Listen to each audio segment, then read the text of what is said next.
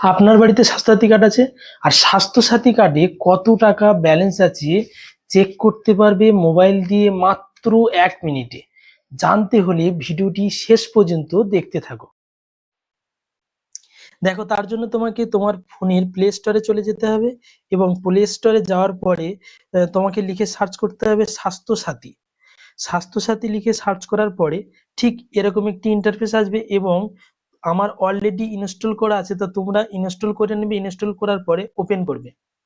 Open করার পরে ঠিক এরকম একটি ইন্টারফেস আসবে এবং একটু পেজটি লোডিং হবে। লোডিং হওয়ার পরে এরকম ইন্টারফেস আসবে। ঠিক ওপরে দেখবে 3 লাইন আছে, এই 3 লাইনে তোমরা ক্লিক করবে। 3 লাইনে ক্লিক করার পরে দেখবে নিচের দিকে ইউআরএন ভেরিফিকেশন। ইউআরএন ভেরিফিকেশন বলে যে অপশনটি আছে ওইখানে তোমরা ক্লিক করবে। ক্লিক করার পরে দেখবে সিলেক্ট ডিস্ট্রিক্ট।